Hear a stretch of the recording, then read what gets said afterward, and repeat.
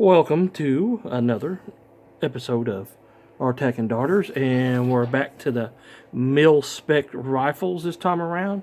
And today we're going to talk about the 1916 Spanish Mauser short rifle, standard short rifle here. As you can see, it is no crest markings on it.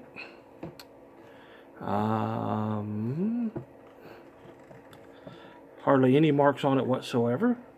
You got your rear sight here, graduated out to 2,000 meters, which is kind of optimistic. There's your serial number range right there, your escape hole. This is not detrimental to the gun, that's there on purpose. You got your bolt release, your safety. This is a cocked on close weapon. It does have a 5-round box magazine, and you can see there, you watch on this end, you'll see the cocking knob come out. It is now cocked. Your safety, that is neutral, that is safe, so you can't fire with it that way, you can't fire it this way, but you can operate the bolt mechanism with it in the neutral position. You cannot operate the bolt when it is in the lock position because it's locked down. And then of course there's your fire. Typical Mauser, small ring Mauser here.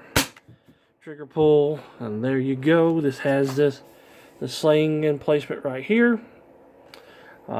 Standard butt plate, as you can see. Not a lot of fancy things with this. It is missing its front sight barleycorn protector. That is a barleycorn. It's in various shades of patina at this point in time. It is missing its upper handguard that goes between there and the front barrel band there, or yeah, the sling band, I should say. So, with that being said, there we go. We'll do the poll. Again, this is the 1916 Spanish Mauser. It is basically almost the same design as the Model 93 Spanish Mauser in carbine version. This is a standard length barrel that the Spaniards decided to settle on right around World War I. Obviously, it's a 1916. This gun has a pretty unique history. It is a small ring Mauser because of the distance between the opening here. This particular gun is chambered in 7 by 57 millimeter, which is, and these are blank, are Chilean blank rounds from Chile, grenade launching rounds. 7 millimeter Mauser. So it was one of the export rounds. Here we got export. We got around here. See if we can get it to focus. Is it gonna focus for us? Probably not. Yeah, I'm gonna get to see it. But it's a blank round. And I do have live rounds for 7mm Mauser. 7mm Mauser is probably one of the greatest smokeless powder rounds that were created, and definitely one that made Mauser millions of dollars in the long run. They sold a ton of these small ring Mausers and 7mm all through Latin America, Central America. Into the Balkan Wars during World War I, a lot of the 7mm small ring Mausers made it there. It is the same as a 94 and a 95 Chilean. There's slight differences in the bolts and things of that nature, but it's not that big a deal between those models. Then there's a Model 93 long rifle. I'll do a review on that later on because I actually have one. It is a well, this is a Spanish. I believe that one's Argentine. I'd have to check on it. But this one right here, like I said, is in 7mm. These were imported back in the 90s into the U.S. in mass numbers. A lot of people cut the stocks up. This one right here is a partial restoration because I had to buy the stock to get it for it. I bought the gun as a parts kit. Had to buy a firing pin and a extractor claw for it to get it operational again. Have not fired it yet with live ammunition. I always like to fire them with blank ammunition so that way I can check the cases out for stretching or cracking or anything like that, and then I'll do the old redneck headspace gauge on it with a little bit of tape and measure the tape out, put it on there, and see if it closes, and that kind of helps you out. The bore on this thing is in great shape, so a lot of these guns that came from South America are usually pitted and rusted real bad. This one has been taken care of somewhat. It has no import marks on it. That doesn't mean it's a GI bring back. All that means is that it was imported into the U.S. before 1968. That's before after 1968 is the Gun Control Act, which all firearms being imported into the U.S. had to have import markings on it. So just because a gun doesn't have import markings on it does not make it automatically a bring back gun, because they were importing guns into the U.S. from the end of World War II all the way up until present day. So be aware of that. Just because somebody says Grandpa bring it back home, if it doesn't have documentation on it, then it's not a bring back. You can't prove it. Plain and simple. Even if the guy's still alive and says, "Oh yeah, I brung that back," and you ain't got documentation of it, like I said, like former captain of mine, Havishjack, used to tell me, he said, if it's not in black and white, it didn't happen. Anyway, let's get back to this. This is in 7mm, like we talked about. When these were imported, they were imported in 7mm and 308. Not Winchester, not 7.62 by 51, but 7.62 by 51 set me. That's right. I said set me. What does that mean? That means that it had the same case diameter as a 308 Winchester in 7.62 by 51. And what do I mean by set me? The set me part is where it came in. It had a lower charge equal to 7mm or less, and it had a round 90 grain, 100 grain bullet or something like that, almost like an M1 carbine type bullet. If you look the round up, it fires at lower pressures. Now, 7mm is about 10,000 psi less than, or is it 10,000 or 15,000 psi? I think less than 308 and less than 7.62 by 51. And saying that is that now, yes, you can fire 308 and 7.62 by 51 out of these guns, these actions. I would stress for you not to do that. If you're a hand loader, then I would deload the rounds down to 7mm specs pressure wise. That way you won't over pressurize the receiver and blow the gun apart. Do I personally think these bad boys can hold 308 and 7.62 by 51? Yes. I had one that was in 308, or 308 set me, and it fired fine. I've shot, when I had it, I shot at least 500 rounds out of it until I ran out of 308, and then I ended up trading it for something else.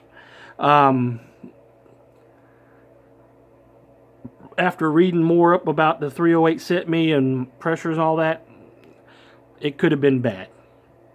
So that's your friendly reminder on this. This is a 1916 Spanish Mauser in 7mm. You can get all kinds of ammo for it. It's a good hunting rifle. Will take deer, any type of medium-sized game here in North America. Good fun round to shoot. Not a lot of recoil from a small gun. You're not going to shoot up 2,000 meters with it. If you put a scope on it, you could drill and tap it. They make scope mounts for it. I don't recommend you bubbling your gun up like that. like this one was bubbled up with the stock, and now I got to find a handguard for it. If you got a handguard for it, let me know. We'll work something out. Many companies make where you can knock out the pin here and then put a scope mount right here and put a long eye relief scope on it. That's what I recommend you to do if you're going to put a scope on one of these guns, not drill and tap it. It doesn't, if you drill and tap it, really doesn't weaken the receiver at all, but it does, it just looks bad if you want to try to keep it pristine. This one right here, I'll just started the restoration on it, and I'm going to preserve it. I'm not going to re-blue it or anything like that. We'll keep it status quo, clean up the spots that need to be cleaned up on it, and once I get the upper handguard, then I can complete it, and then that'll be it. And then I'll take it out and enjoy it occasionally with blank rounds and this. The Spanish 93 rifle was a loud awakening for the U.S. troops in the Spanish-American War. The reason why is because this gun, as you see earlier, loads from the 5-round stripper clip, where the 30-40 Craig did not. You had to drop rounds into the side. The 30-40 Craig, well, it was a very smooth action compared to this, but this gun right here, well, you could load 3 times as fast, but yet you can hold 6 rounds in a Craig and 5 in this Mauser. But by the time you got your 6th round loaded into a Craig, you done had 10 rounds fired at you with this bad boy. I think General Leonard Wood later on would refer to the Spanish 7mm Mauser as the Spanish Hornet. So that's a little how fast the cartridge was. The cartridge in these are in round nose bullets, and it does have a splitter cartridge. A lot of people still load ammo for this gun, so if you get one, have fun shooting it. Check it out. Make sure it's in 7mm. Remember, if your gun is in 7mm, 308 would probably chamber in it. If your gun is in 308, 7mm will not chamber in it, because 7mm is 7 by 57 and 7.62s by 51mm. So the cartridge is slightly longer for the 7mm one. So there you go. Also, people like to take these actions. If you get one that is all bubbled up, and you want to make a shooter out of it, they make 6.5 Swedish barrels will screw into this action. I know you can get 7.62 by 39 barrels for it to make hunting rifles out of it. So if you want to do it that way, there are some small aftermarket stocks out there for these, but they're not cheap at all. They're usually expensive. Even surplus stocks are high. I ended up paying $80 for this stock. God knows what I'll end up paying for a handguard just to get it right again. So this is our surplus corner. This would actually be a gun of our World War I series, even though Spain was neutral during World War I. But this rifle was used by the Croats and Serbians and a couple other Balkans. Not the 1916, but the action itself, the Model 93 action, was used. So in saying that, it still fits into our World War I category of rifles of that era. It's got a step barrel, as you can see here. Later on, the K98 Mausers would adopt that, and their standard length. So you can find these chambered in 7.65 Mauser, not this specific model, but the small ring Mausers. It does have the flush fit 5-round box magazine, as I said before. Definitely a fun little rifle to shoot, and it's not in too terrible shape. It was good enough shape for me to salvage and to try to preserve.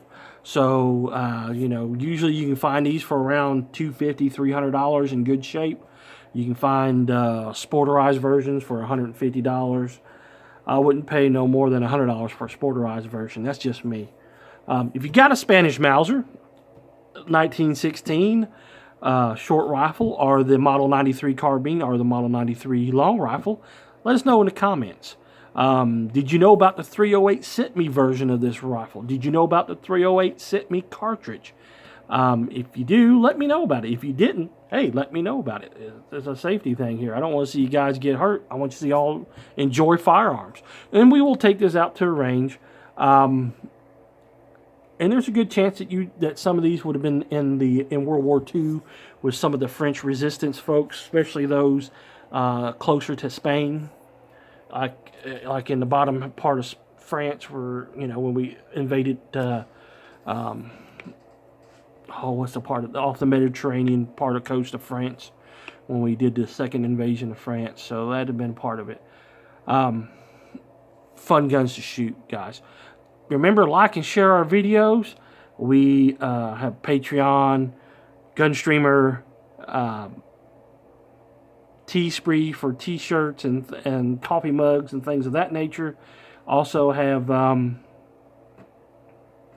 Facebook and Instagram. So you go to our main YouTube page. All that information is in the right hand corner with the little icons. Click on it. It'll take you automatically over to our channel and back to our smiling faces here at R-TAC and Darters. And our next video, we're going to elaborate on our upcoming build, which would be the 6.5 Grendel. And we will talk to you guys later.